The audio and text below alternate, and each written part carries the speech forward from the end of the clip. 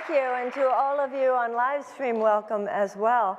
So was anybody, the people at the live stream can't respond, was anybody in the room at Sister Giant this weekend? Did we have a good time? Yeah? Was it what you would have hoped for? Good. I felt really good about it, so I'm so glad you were there. Thank you, and I felt people were lit up at the end. I felt lit up, so really glad that we did that. So before we do anything else, please introduce yourselves to the people who are around you, to your left and to your right, in front of you and behind you.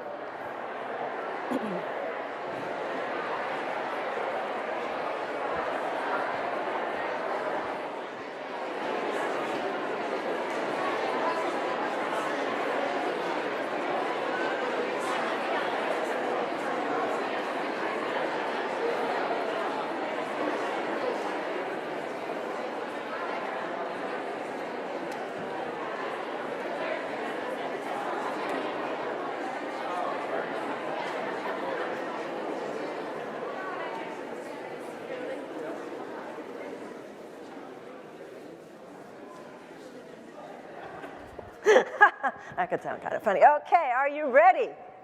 Yeah, everybody? All right, let's do this thing. Let me get a sip of water.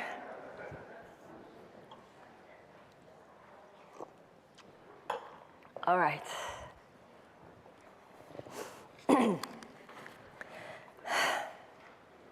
Let's all take a very deep breath and close our eyes.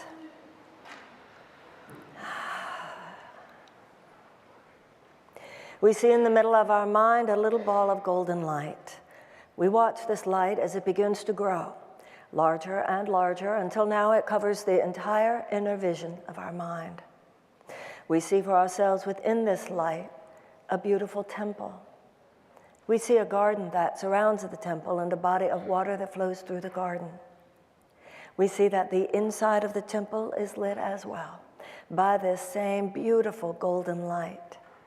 And here we are, for we have been drawn together by the power and in the presence of God. We devote our time spent together, all of our relationships and experiences of one another to Him. And we pray that His most Holy Spirit be upon us, lifting us above and beyond the turmoil, the fears, and the limitations of this world to the endless love and peace that lay beyond. And so it is, together, we all say, amen. A Course in Miracles is a psychological mind training. It is not a religion, there's no doctrine, there's no dogma. It is based on universal spiritual themes. And the Course in Miracles involves our understanding certain principles that rule the internal universe. Just as there are objective discernible laws that rule the outer world, such as gravity, the law of thermodynamics, and so forth, there are laws that rule the inner life, objective discernible laws that rule the internal domain. The law that is the organizing principle of the universe is the law of cause and effect. So law one is that every thought creates form on some level. Every thought that is a thought of love is a thought that is true to who we are. Because who you are, A Course in Miracles teaches us, is an idea in the mind of God. When you think a thought of love, you are literally co-creating with God. The universe, as we often say here, is both self-organizing and self-correcting. The Course in Miracles says miracles are natural. When they do not occur, something has gone wrong. What it is saying is that the natural order of the universe is such that any thought of love gives rise to harmony. Once again, the universe is self-organizing. But the universe is also self-correcting. So whenever we see a manifestation, whether it is in our individual lives or whether this is a reflection of a collective field of thought, it doesn't matter. Either way, if it is an unloving expression in the outer world, as students of A Course in Miracles, we are to remember it's an outer symptom, it's an outer reflection of inner thought. You can't change on the level of effect or externality without changing on the level of cause or thought. That would be like going up to the screen in a movie theater and thinking that somehow by manipulating the screen, you could change the plot. The atonement is the correction of our perception, where we ask ourselves in any situation where there is an absence of love on the outside, where the absence of love was on the inside.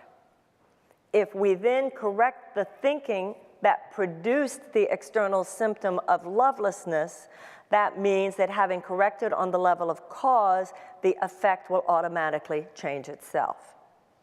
Now, the Course in Miracles begins, the text begins with what's called the 50 Principles of Miracles. And I want to read you number 32. It says, I inspire all miracles, which are really intercessions. Intercessions, divine intercessions. I inspire all miracles, which are really intercessions. They intercede for your holiness and makes your perceptions holy. By placing you beyond the physical laws, they raise you into the sphere of celestial order. In this order, you are perfect. Now let me read that again. I inspire, this is the Holy Spirit of God speaking, the voice for God. I inspire all miracles, which are really intercessions. They intercede for your holiness and make your perceptions holy. By placing you beyond the physical laws, they raise you into the sphere of celestial order. In this order, you are perfect. What is the celestial order? The celestial order is the implicate order that scientists sometimes speak about. It is the Garden of Eden. The celestial order is when the planets are revolving around the sun. The celestial order is when all is harmonious and all is working. We've all had moments of celestial order in our lives. It's when you're in love, you're holding a baby, people are forgiving each other. We've all been there. We've all had moments of celestial order. Now, on this planet, because of free will, we have complete freedom, whether to think the thoughts of love that maintain and preserve and download into the regions of physicality, the celestial order, or we choose, and we are always choosing. We might be making the choice consciously, we might be making the choice unconsciously, but we are always choosing.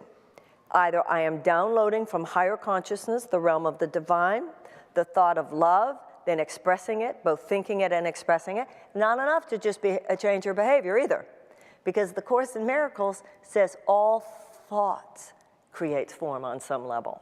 So it's not just our activity, it's not just our behavior. Every thought, that's how powerful thought is. Every thought creates form on some level. Every moment we choose. Are we downloading? Are we choosing to think the thoughts of love and to have those thoughts so affect our energy, our behavior, our attitudes, that we are then extensions of that love, thereby being vessels of the celestial order on earth, or are we not? In any moment when we choose, consciously or unconsciously, thoughts of lovelessness, thoughts that knock us out of the celestial order, thoughts that knock us out of the celestial order, which is the metaphysical meaning of the exile from the Garden of Eden. It is the state of separation. It is a thought that blinds us to the truth. It is an eclipse of God, but it is not a destruction of God, because the divine love of God can never be destroyed, but it can be eclipsed. It can be something that we do not see. It can be something that seems hidden behind a fog or a cloud, making us vulnerable to the belief that it doesn't even exist at all. When that happens, what we need is a divine intercession. Now, going back, not only is the universe self-organizing, but the universe is self-correcting. These principles, we talk about the same principles over and over and over again. In spirituality and metaphysics, you get to the point where you're not going to learn something new. You don't come to these lectures or anywhere where you study these kinds of principles at a certain point to learn something that you don't know yet. That's not what this is about. At a certain point, enough of us have the toolkits, enough of us have read enough of the books, enough of us have listened to enough of the tapes, that you don't come somewhere like where you are right now, so much to hear something you didn't already know, as it is so that we can practice more deeply, to apply more deeply those things which by now, intellectually, we do already know. And that's why it's not about learning something new, it's about practicing the attitudinal musculature. It's like when you go to the gym. You're going to work on the same muscles you worked on last time. But if you don't work on those muscles, then they're going to start to get flabby. And the same is true of our attitudinal muscles. So it's not enough to just know it. We have to practice it.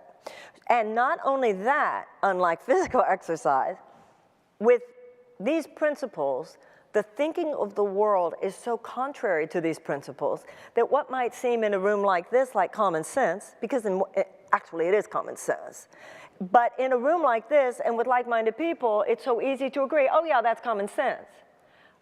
But once you go out into the world, which is dominated by a thought system which is complete opposite of this, then that which is insane, the prevailing mythos of the civilization is that that which is utterly insane is what's actually true, and what is actually true to the heart is what's fantasy and insane. So when we talk about a divine intercession, we're talking about something very practical. The Course in Miracles talks often about how it's a practical course. This is not about some woo-woo out there stuff. This is about how we stand in our own lives. And you see, whether it's in your life or in the life of your country perhaps, or something else on the planet, and you go, well, this is crazy, this is dark, this is not working, right? The issue is then to realize, okay, what is the principle? The principle is that either I, or on the level of the collective, somebody, and when it comes to I, the Course in Miracles says it's very important that you take responsibility for your own experience, that if you don't take 100% responsibility for your experience, the price you pay is that you can't change it. So the ego mind is like a scavenger dog, really into what, it was your fault, it was your fault, it was your fault, it was your fault. But in most experiences of life, we at least had something to do with it. And so you don't heal by the pointing outward, we heal by the pointing inward, to recognize where we ourselves need to atone for any mistakes we made. If it's a collective manifestation, where there is a person or a group of people or whatever it is, the Course in Miracles says that the divine intercession occurs naturally as expressions of love.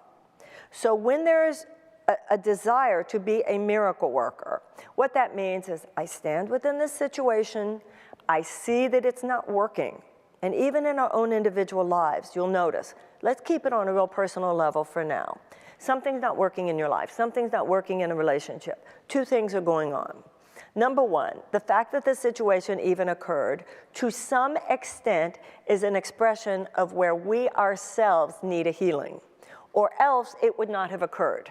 Now, there are situations, obviously heinous crimes and so forth, but we all know that in the vast, vast majority of our lives, that's not what's usually going on, thank God. What's usually going on are the normal situations of life and the problems of life that arise. So the Course in Miracles says, number one, this is a reflection of a place where you are wounded, a place where you're not bad, but you're wounded. It's a place of your own neuroses or separation from self.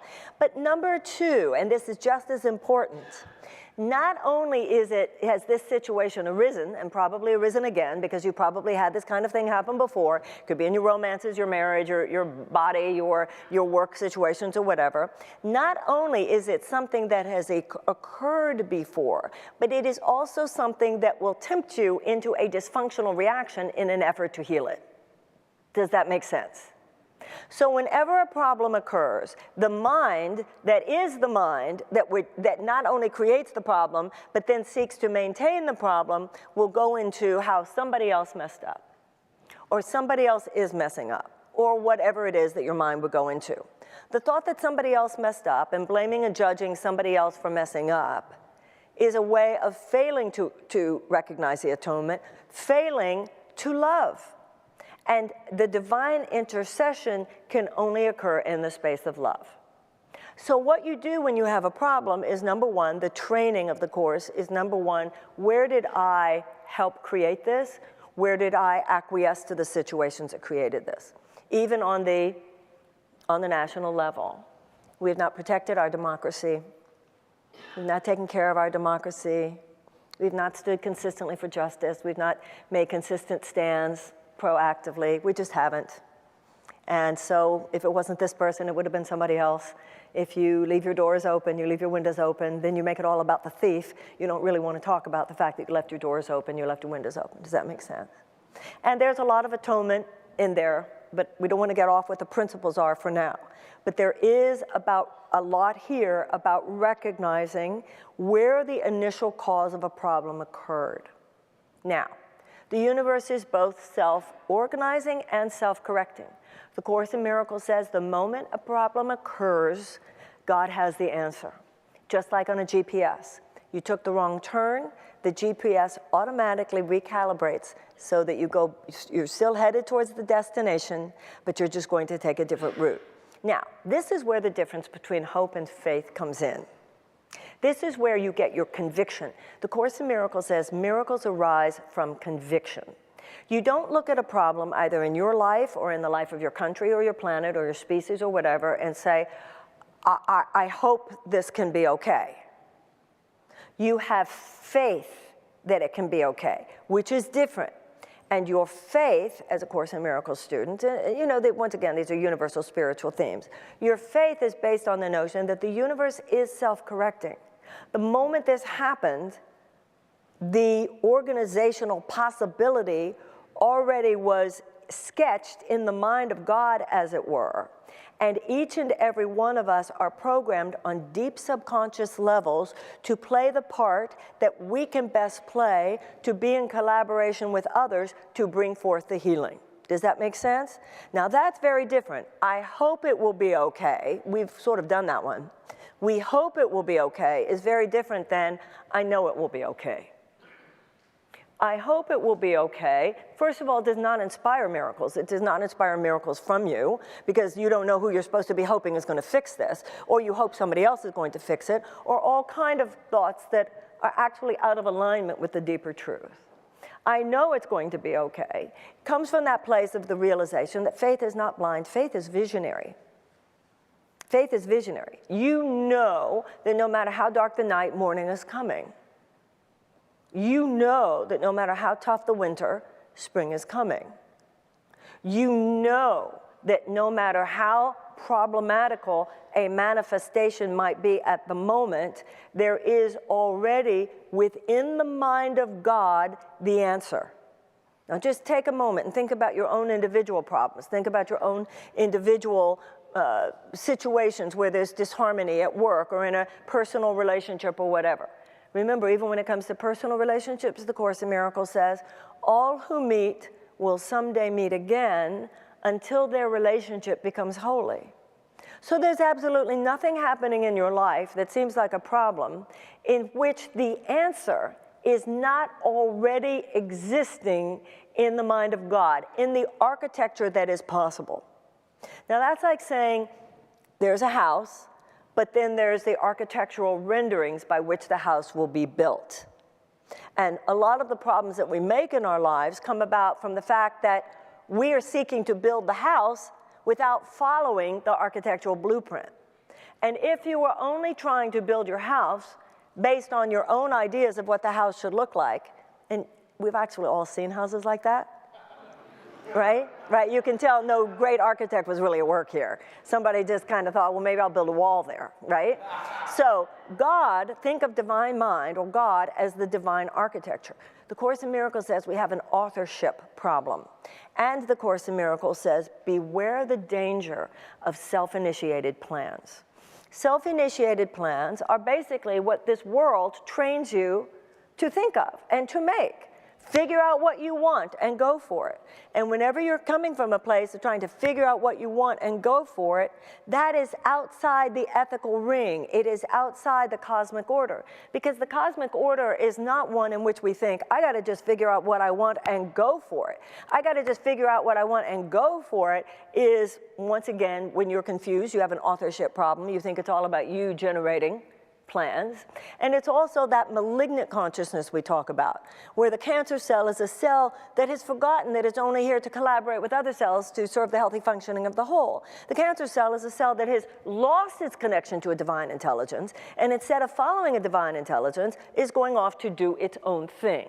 And that is what's happened to the human race. And that is what has happened in too many cases in our own country. That it's been everybody thinking that there's no higher good than figuring out what I want and going for it. And that's what has caused, in many ways, the problems we are in now. It was this, like, everybody's just going out and doing their own thing, rather than thinking enough about how our activities and our thoughts and our behavioral patterns actually dwell within a collaborative matrix by which we serve the whole. Does that make sense? Okay, so we recognize as soon as there is a manifestation that is problematical, okay, first of all, human beings did this. God didn't do this. Like, you know, you don't say, how could God let all these children starve? 12,000 children starve every day, even though so far, thank God, there is no dearth of food on the planet. We could feed those babies. But there are 12,000 children who starve every day. Well, you might say, what kind of God would let children starve? God doesn't let those children starve. We let those children starve. So you start with that. You start with the recognition that blaming others, because once again, if it's something that came from us, then that means if it hadn't been that person, it would have been another person. If it hadn't been that situation, it would have been another situation. If it hadn't been in that town, it would have been another one. So we correct on the level of perception. And we know, as this says, I inspire all miracles, which are really interesting. They intercede for your holiness and make your perceptions holy. By placing you beyond physical laws, they raise you into the sphere of celestial order.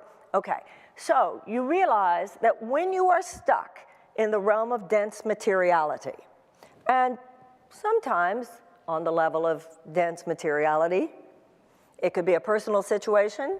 It could also be a collective situation where they have all the political power because they have it all sewn up. Sometimes on the level of dense materiality, you are cooked. You with me? But in A Course in Miracles, you simply realize, it's like when I was young, they used to say, could have had a V8. There was a commercial, oh, could have had a V8. You remember, as a Course in Miracles student, what we need is a miracle. Ask for a miracle. To pray for a miracle, and the Course in Miracles says that a prayer is the medium of miracles. To pray for a miracle is to pray that your perceptions be changed. Now, when Einstein said the problems of the world will not be solved on the level of thinking we were at when we created them, this is what he meant. If we stay only within a realm of dense materiality, there's a limit to how much we can do to solve a problem, and the problem itself came about because we were only dwelling within the realm of dense materiality. Does that make sense? And we live in a world that defines power in terms of dense materiality. Money, dense materiality, has power. Technology, dense materiality, has power. Business, dense materiality, has power. Government, dense materiality, has power. Institutions, dense materiality, has power. Buildings, dense materiality, has power. The body, dense materiality, has power. But dense materiality is all within a realm that is ultimately, in a spiritual sense, itself illusion. The Course in Miracles, Buddha, Einstein, all say that the realm of the three dimensions is itself a realm of illusion. And when our focus is on the realm of dense materiality, we will not only create problems within the realm of dense materiality, but we will be unable to solve them within the realm of dense materiality. So a miracle is a divine intercession. And it is an intercession that comes about because we expand our sense of what's possible, but you only can expand your sense of what's possible if you expand your sense of what's real.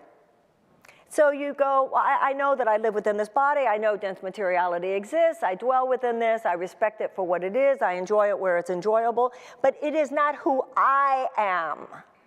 It is not what we are, and it is not what is real. This lifts our thinking.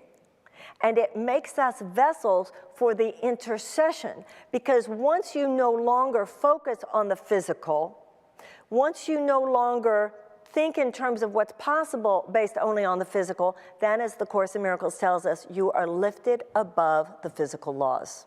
That's why he says in the Course in Miracles, I assure you, time and space are under my control.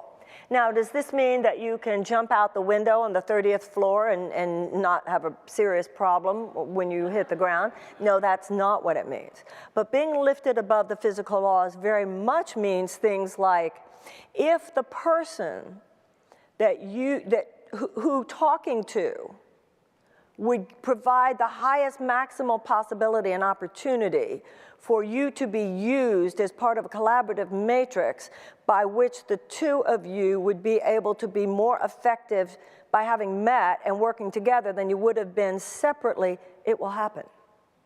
Those synchronistic opportunities will occur. Why?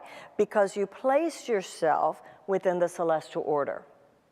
Now, a lot of times, with our own personal problems and with our collective problems, we all go into what do we do, what do we do, what do we do, what do we do?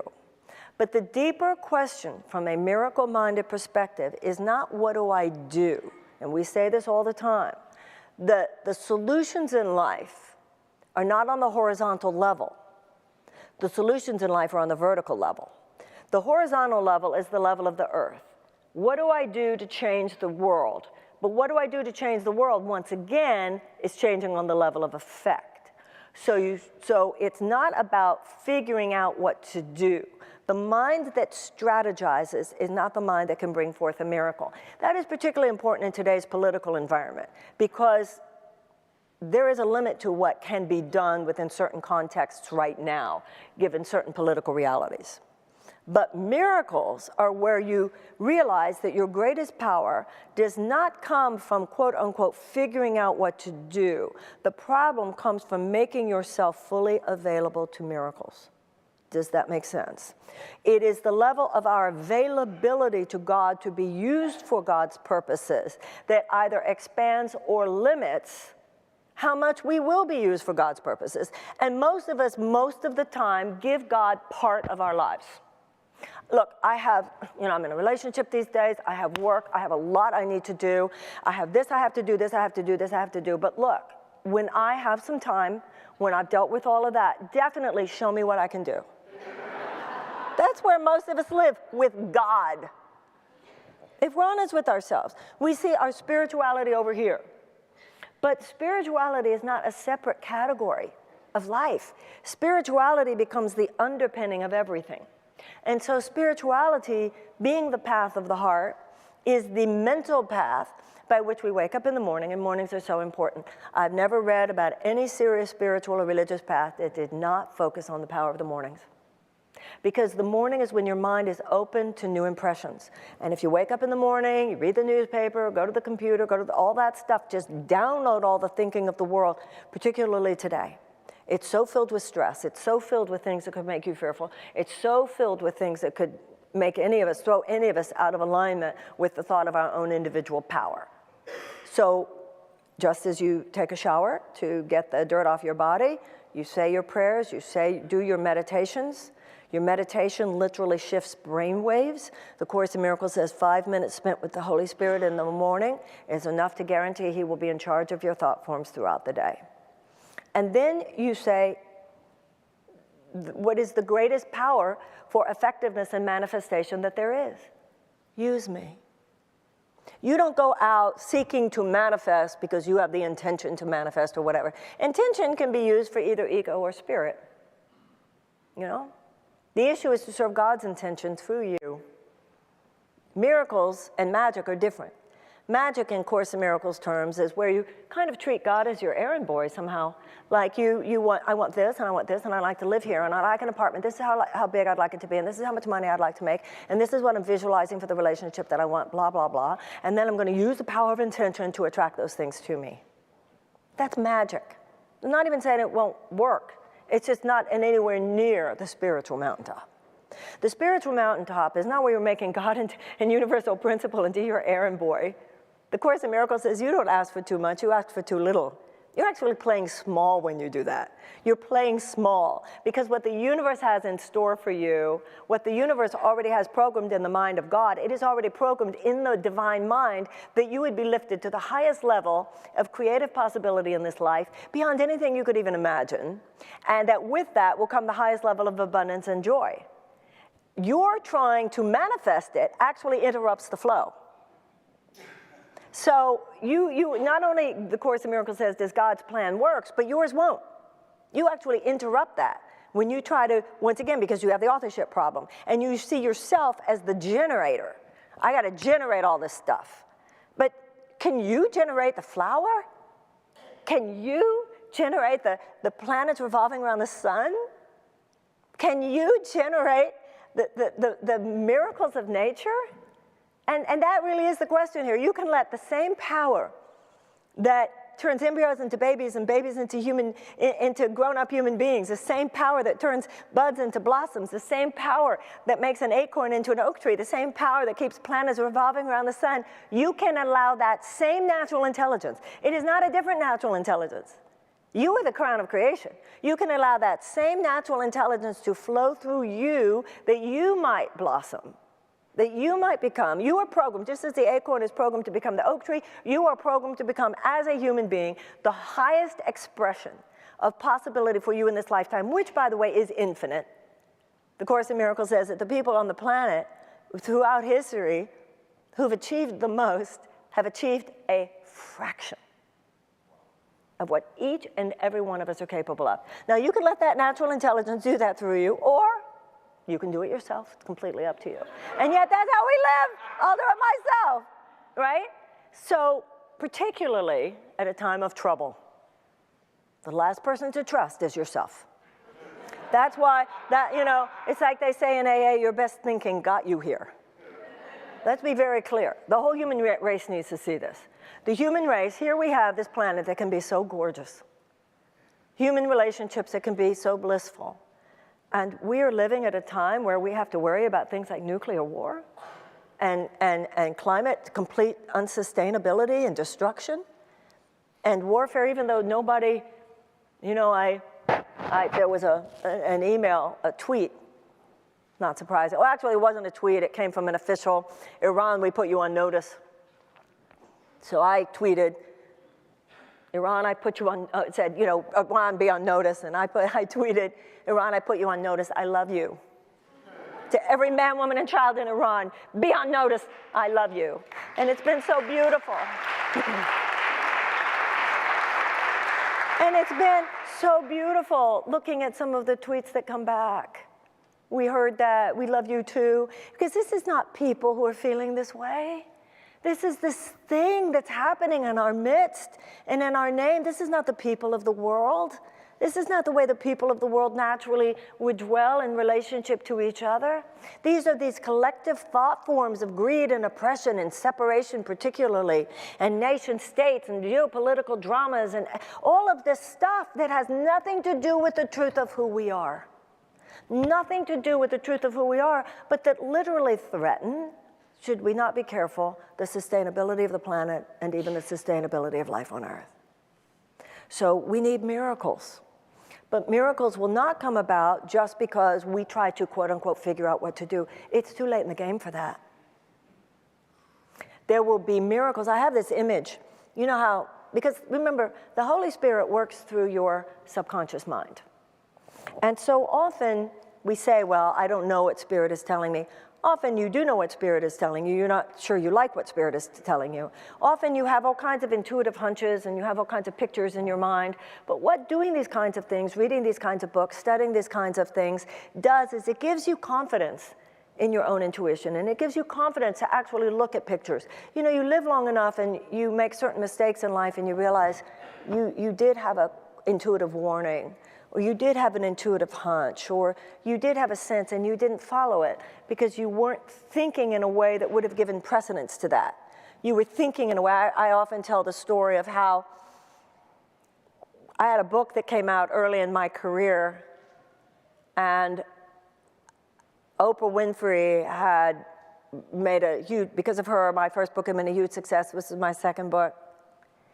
And I would pray, and her office was not getting back to us about whether or not to have me on her show for her second book, for my second book. And I prayed about it, and I meditated about it, and I kept it wasn't like I didn't get it. I got a message very clear: do nothing. That was my message: do nothing. But the voices of publishers and lawyers and publicists were saying, you need a national show, we got to book a national show, and all this stuff, right? And before that, I hadn't even had lawyers, publishers, and publicists speaking in my head, right? But now when you got to book a national show, and I would pray and I would meditate, do nothing, do nothing. We got to book a national show, we got to book a national show, blah, blah, blah. Do nothing, do nothing. Now, who I am today, and who I should have been then, theoretically, would have said, I'm turning off my phone, I'm not listening to any of you, I prayed, I've meditated, and all I get is do nothing, right? But obviously she's not interested. Obviously she's not interested because she would have called by now if she was interested. We got to book a national show. I kept praying. The Course in Miracles says once the Holy Spirit gives you an answer, it's not going to change it, right? It's not going to like rethink the issue. Do nothing, do nothing, do nothing. Well, you can probably guess what happened because I said, well, okay, I guess you're right. I mean, you keep praying, and that's not like her. And I don't know, but she's not calling. Oh, obviously she's not interested. Obviously she doesn't like this one, and got to book a national show. And they booked a national show. And understandably, once you book somebody else, she's not going to have you. And once they booked this national show, I remember it was a very long time ago where you had a voice machine, and I was in the bathtub. And I heard the voice machine, her saying, I like this one even better than the last one. I wanted to drown myself because I had already booked another show. And also I didn't know in those days to say unbook it. I didn't know that either. My point was I did get the right answer. The part of your mind that is in touch with God on worldly things, it's not just celestial things, it's worldly issues.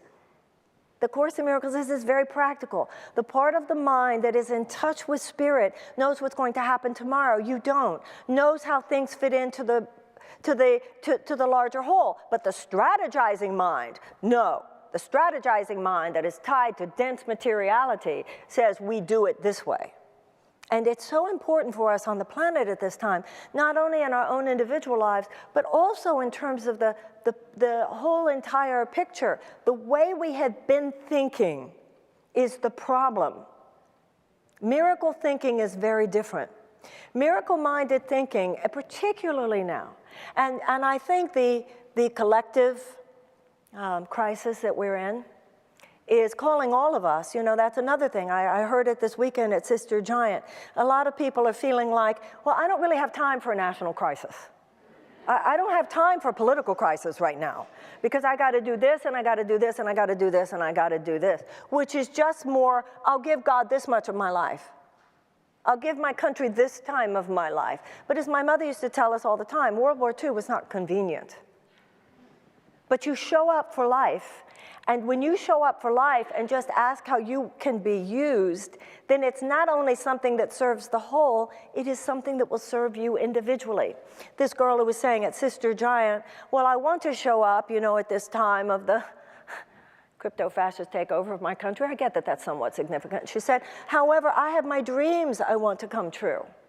Well, once you look at life from a spiritual, miracle-minded perspective, if something huge is happening in your life, or something huge is happening on the planet, and you're not showing up for it, there's no way your dreams can come true.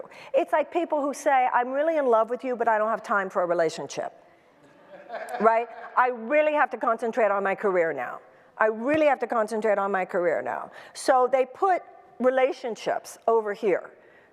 And this is, a lot of times it's men that do that, but sometimes it's women who do that. Sometimes it's actually an excuse because I don't really care that much, but sometimes it's not. Sometimes it's, I don't think that I can show up for love and show up with what I need to be in my career at this time. But the truth of the matter is, anytime you show up for love, it actually expands your life. It expands time and space.